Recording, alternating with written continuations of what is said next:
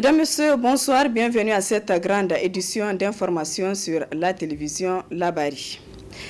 Nous débutons ce journal par l'éviction de l'hôpital national de Niamey de l'un de deux chirurgiens oncologues que dispose le Niger. En effet, suite à une interview accordée à la télévision Labari dénonçant des irrégularités dans l'évacuation sanitaire à l'extérieur des malades atteints du cancer, Dr Dile Ismouha, chirurgienne oncologue, séviront pour son contrat avec l'hôpital national de Niamey où elle exerçait depuis 2010. Elle a animé ce matin un point de presse pour informer l'opinion nationale sur la manière dont la santé est bafouée au Niger. Le résumé de ce point de presse. Décidément, rien ne va plus dans le bon sens dans notre pays.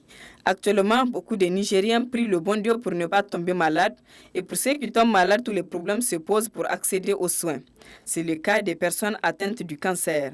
Ainsi, pour faciliter la prise en charge des malades souffrant de cancer, Dr Dile Ismouha, chirurgienne oncologue et présidente de l'ONG SOS Cancer, a établi une convention avec l'hôpital national de Niamey qu'elle explique en ces termes.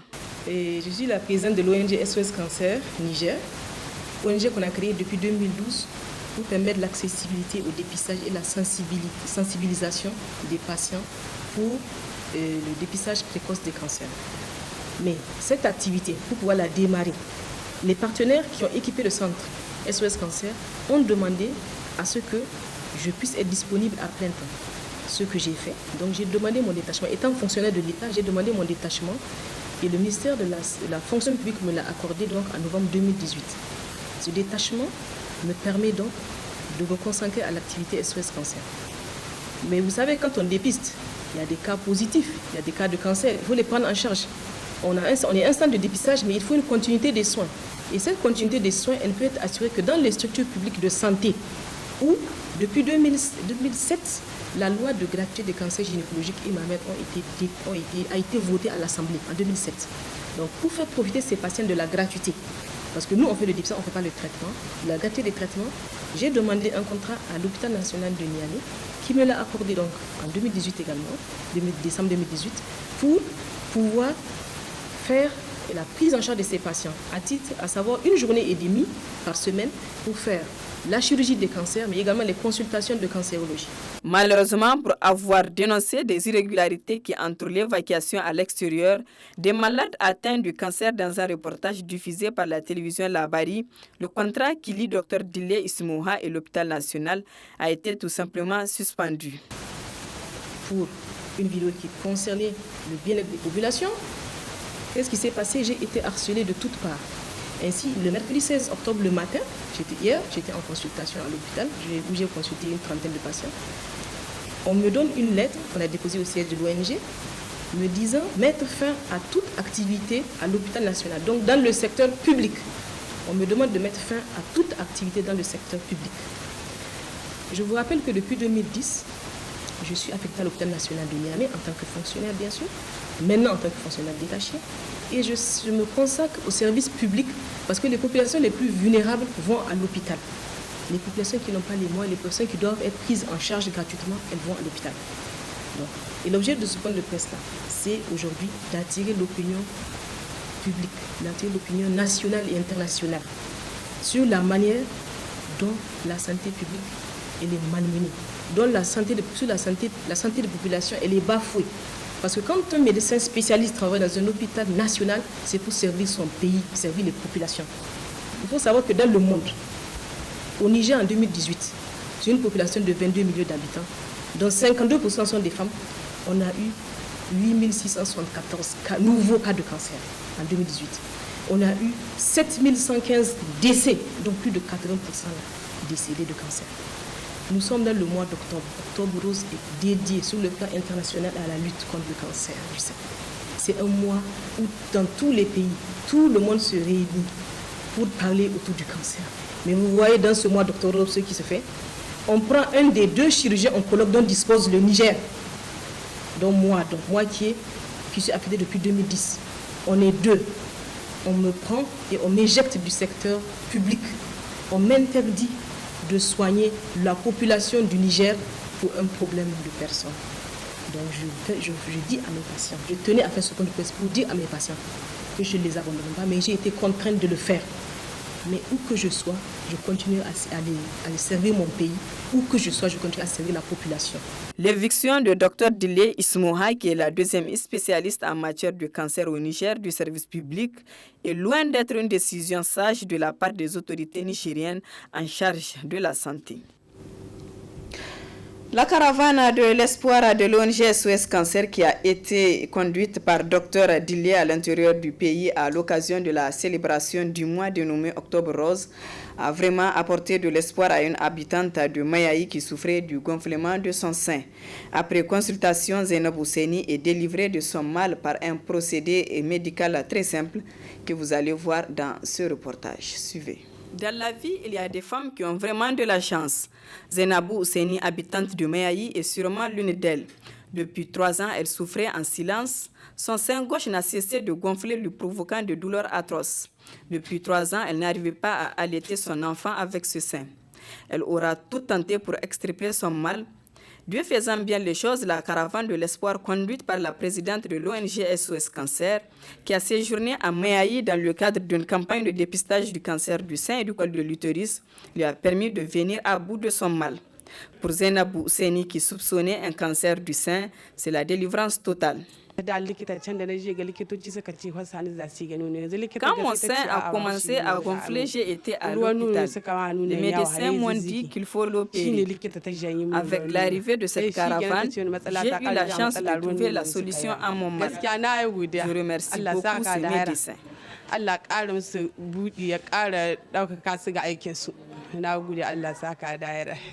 Parce qu'elle se disait qu'elle a une maladie qu'elle ne comprend pas et elle va dans les hôpitaux, les gens ne comprennent pas.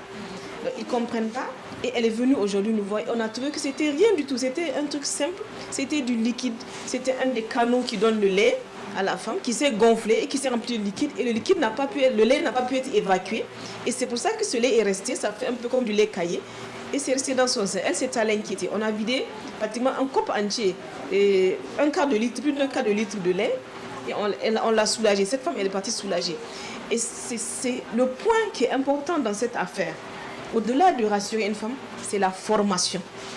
C'est pour ça que vous voyez dans notre équipe, nous avons gynécologues, nous avons sages-femmes, infirmières, nous avons également des étudiants en médecine et des médecins en spécialisation. Pourquoi? Parce que la formation, elle est importante. Quels que soient les moyens qu'on va mettre dans le domaine de la santé, quand la formation n'y est pas, ça ne marchera pas. Zainab Ousseni fait partie des milliers de femmes qui ont bénéficié de consultations durant le séjour de 48 heures de la caravane de l'espoir de l'ONG SOS Cancer à Mayaï. Au cours de ces consultations, quelques cas suspects du cancer du col de l'utérus ont été détectés et plusieurs femmes souffrant d'infections vaginales ont reçu des traitements. Autre aspect de cette édition, les régions de Tillabéri et Difa font face à des attaques de groupes terroristes avec comme résultat le développement du climat d'insécurité. Je vous propose de suivre la réaction de quelques citoyens relativement à cette situation qui perdure. Aujourd'hui, la situation de sécurité au Niger n'est un secret pour personne, ni pour les citadins, ni pour les ruraux. Parce que, surtout au niveau du monde rural, aujourd'hui où je vous parle, et plusieurs régions de notre pays sont dans une situation d'insécurité vraiment très difficile. Il n'y a pas un jour ou bien un 48 heures où il n'y a pas d'attaque dans notre pays. Que ce soit à Difa, que ce soit à Tillabéri. Et maintenant le pire, c'est que même il y a des régions internes qui sont à l'intérieur du pays qui font l'objet d'insécurité totale. Si on prend le cas de Zender, le cas de Dosso, le cas de Maradi, qui sont à l'intérieur du pays, qui ne sont pas des régions frontalières avec des pays de sécurité que nous connaissons, qui font l'objet d'attaques à l'intérieur du pays. Si vous prenez par exemple, il y a des écoles qui sont attaquées tout dernièrement de la région de Tillabéri, ou des bandits armés, comme on les qualifie comme ça, parce qu'on ne sait pas c'est qui et qui, nous on les qualifie de bandits armés, qui sont venus attaquer des écoles et que ces écoles sont fermées. Aujourd'hui, à cause de la sécurité, de l'insécurité, plus de 100 villages ou bien 100 écoles sont fermées dans la région de Tillabéri avec plus de 600 élèves qui se retrouvent au chômage. C'est le cas de Difa où ça fait des années où des écoles sont fermées et même à part les écoles qui sont fermées pour des raisons d'insécurité, il y a des écoles qui sont fermées parce que les enseignants ont quitté d'eux-mêmes. À part l'école, il y a aussi le commerce. Le commerce est grippé. Alors un pays dans lequel il n'y a pas de commerce, il n'y a pas de pays. À part le commerce, il y a aussi la santé. Il y a des zones où les agents de santé ne peuvent pas travailler parce qu'ils sont en insécurité totale. C'est la situation que nous faisons. Maintenant, aujourd'hui, quelle est la question que les Nigériens se posent? Qui sont ces bandits armés-là? L'État doit y remédier vite à ce problème. Parce que là, si on est dans un monde d'insécurité dans le pays, donc ça veut dire que l'État est en train de faillir là, quelque part. Donc l'État n'a pas le droit à faillir. Parce qu'on les a élus, c'est pour qu'ils nous protègent. Donc ils n'ont pas le droit à faillir. Ils sont en train de faillir à leur mission. En réalité, l'insécurité du pays, je dirais que c'est une défaillance au niveau de nos gouvernants qui vraiment savent en réalité le problème dans lequel les gens sont. On ne peut pas comprendre que chaque année, la loi de programmation militaire se vote à l'Assemblée. Il faut acheter des armes pour sécuriser la population, mais jusqu'à preuve de contraire, cette population n'est pas sécurisée. Et encore, la présence des forces étrangères aussi ne fait que gangréner l'insécurité dans la sous-région. Je ne dirais pas particulièrement même le Niger, parce que dans la sous-région, je prends un exemple sur le Mali, que je maîtrise un peu la question sécuritaire là-bas, que la population aujourd'hui a compris que ces Occidentaux, les bases militaires de ces pays occidentaux qui sont dans les pays qui sont à la base de cette insécurité.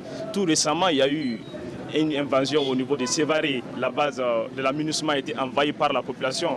Et hier seulement, il y a eu des manifestations à Bamako où les gens dénonçaient le problème, ce que la France est en train de faire dans la sous-région. C'est-à-dire qu'il va falloir qu'aujourd'hui, nos dirigeants et nous-mêmes, en tant que population civile, contribuent pour pallier à ce problème. Parce qu'aujourd'hui, on ne peut pas dire que nos gouvernants seuls ne peuvent pas le faire. On doit travailler avec la population civile aussi.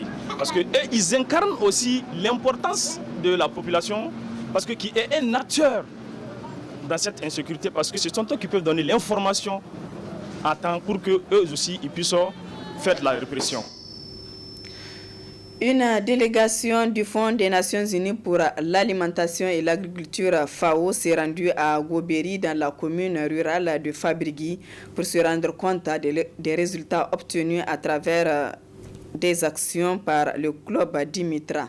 Le compte-rendu de Ali Cissé Ibrahim et Sadou Doumi.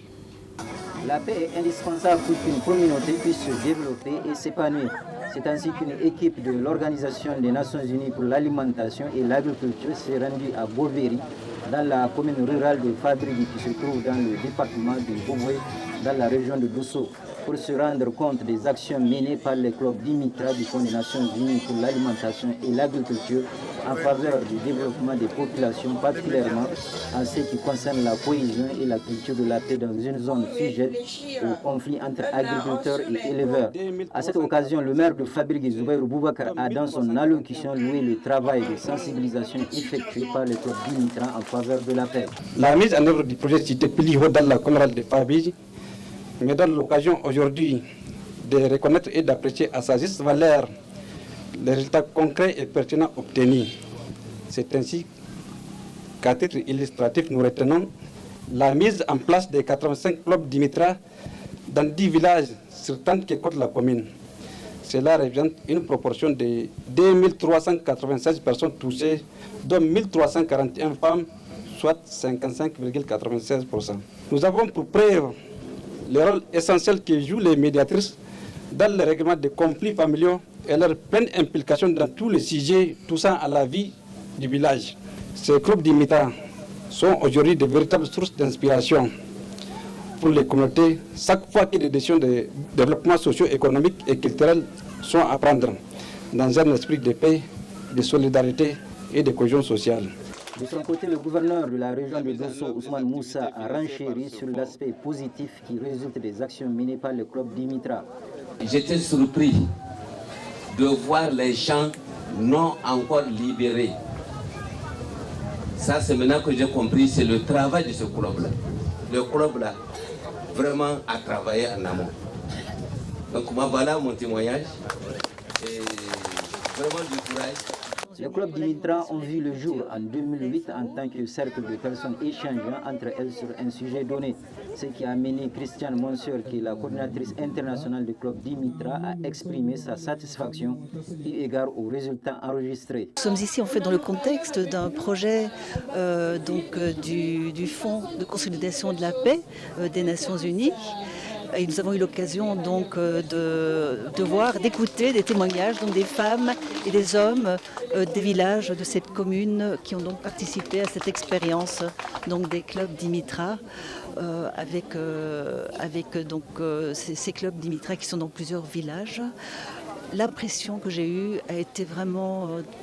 J'étais impressionnée par le niveau d'abord d'expression, de compréhension, mais également toutes les actions que les populations rurales ont menées pour consolider la paix donc, dans cette région. Les témoignages ont été touchants, les témoignages ont été vraiment forts parce qu'ils ont vraiment montré qu'il y a des choses qui se passent ici grâce aux populations qui ont donc participé à ce projet. Enfin, profitant de l'occasion, le gouverneur de la région de Dosso, Ousmane Moussa, a demandé au Fonds des Nations Unies pour l'alimentation et l'agriculture de rehausser le financement du projet de consolidation de la paix afin de permettre au plus grand nombre des populations d'y accéder. Merci. Un mot d'éducation comme dans les autres écoles, l'école des aveugles Soli Abdraman et l'école des sourds ont également effectué leur entrée académique 2019-2020.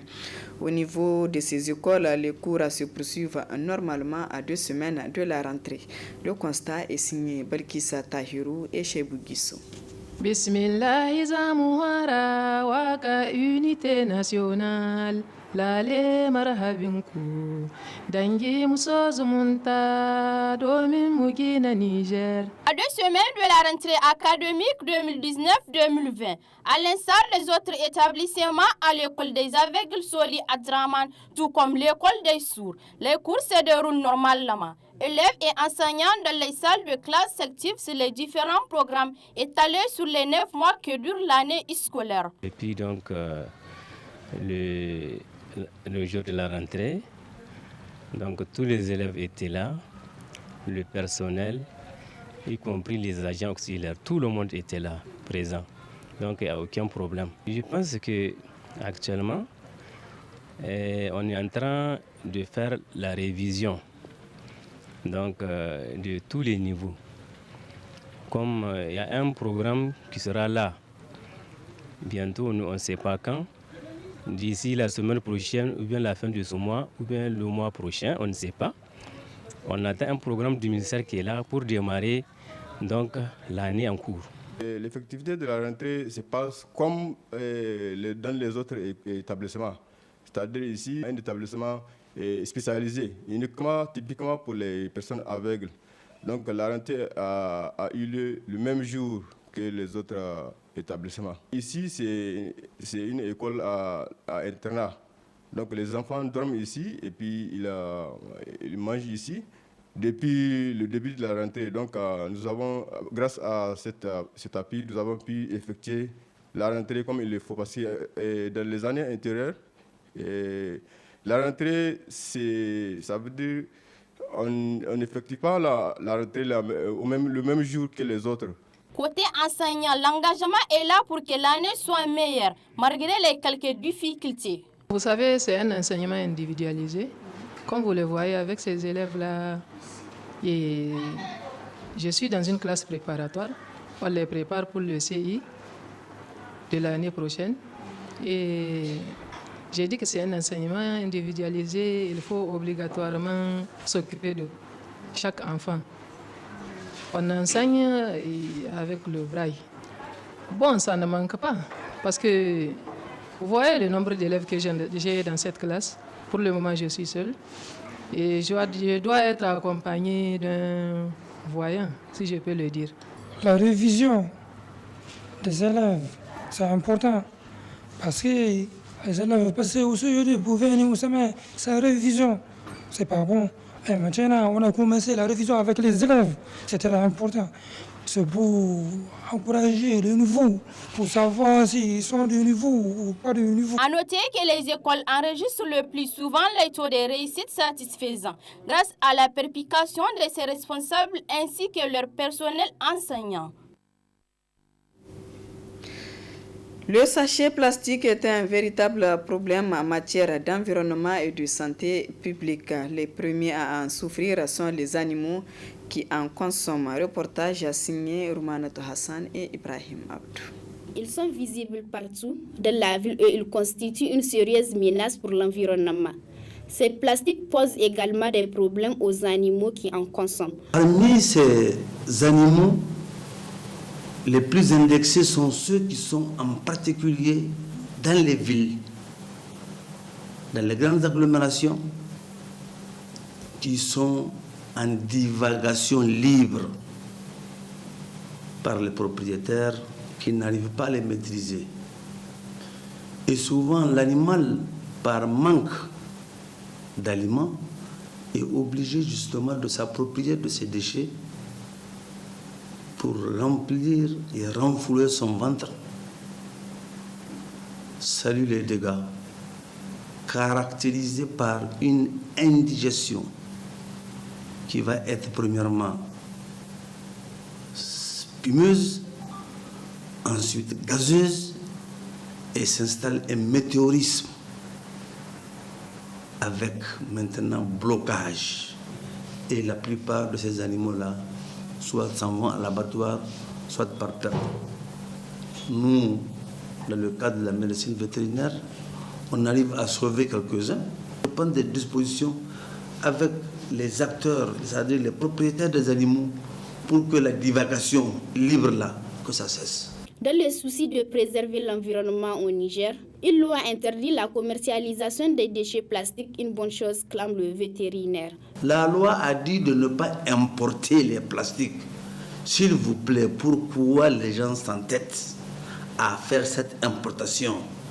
Et plus grave encore, nous avons entendu, nous avons appris que c'est parmi même des éléments de la société civile qui sont érigés en gendarmes face au gouvernement pour dire d'attendre encore pour l'application. Mais il faut dire à ces gens-là, est-ce qu'ils savent ce que c'est que le déchet plastique? Est-ce qu'ils savent le dégât permanent, quotidien et hebdomadaire qu'il cause pour notre cheptel qui est notre économie ultime dans notre pays? Par conséquent, il faut empêcher cette importation. Au regard des conséquences graves sur la santé animale, il serait profitable pour la population de prendre soin des animaux en les interdisant au maximum la consommation des déchets plastiques. Début ce matin au CCFN Jean Roucha de Niamey de la 6e édition du festival Rue Danse Niger, un festival de danse contemporaine qui se déroulera sur 6 jours. Le reportage est de Abdul Razak Léo et Sadou Doumi. Cette conférence de presse marque le lancement du festival Rue Danse Niger, la 6e édition. Rue Danse Niger est un festival de danse contemporaine dans les rues et places publiques de Niamey. Il se tiendra du 18 au 21 octobre 2019. C'est aussi un festival qui réunit justement les différents artistes sur les différents sites ici à Niamey, que ce soit dans les espaces conventionnels qui sont les salles de spectacle comme celui du CCFN, que ce soit les places publiques, que ce soit dans les marchés aussi ou dans les différents établissements et universités de Niamey. Donc cette année, nous allons justement aussi continuer de la même, en tout cas, direction du festival pour animer des différents sites avec des différentes compagnies que nous avons déjà citées. Et sur les différents styles de danse, surtout la danse contemporaine à la base, qui est aussi le point centre de ce festival, mais on a fait une ouverture sur les autres styles, tels que la danse hip-hop, la danse traditionnelle, les cirques, Voilà, donc c'est vraiment une ouverture dans ce sens-là pour faire de ça un festival pluridisciplinaire. En tout cas, à l'horizon 2020, je ne sais pas comment, nous sommes en train de voir comment encore faire élargir notre programmation, que ça ne se limite pas justement à la danse, faire de ça un festival des arts en quelque sorte. Un festival comme Rudens est un peu le reflet, le miroir de cette transformation en laissant une place de plus en plus importante aux cultures urbaines. Tu as mentionné le hip-hop et le breakdance. Nous avons en effet des jeunes danseurs nigériens de haut niveau qui sont en train de s'affirmer dans cette discipline et que nous essayons également d'accompagner dans le cadre d'autres temps forts. Et je remercie vraiment Maman Sani de jouer collectif. Il a en lui une vraie générosité. C'est un acteur culturel qui sait être dans le partenariat avec d'autres jeunes acteurs culturels pour créer finalement une dynamique collective. Plusieurs sites ont été retenus et accueilleront en journée et en soirée des spectacles de danse contemporaine, traditionnelle, danse participative, hip-hop et autres styles venant du Togo, de la France, du Bénin, de la Côte d'Ivoire et du Niger, mais aussi des artistes venant de ces pays-là. L'événement est prévu se dérouler sous 5 jours de festival et 1 jour de démontage. Voilà, mesdames, messieurs, ici prend fin ce journal. Merci à vous de l'avoir suivi et excellente soirée en compagnie du programme de la télévision Labari.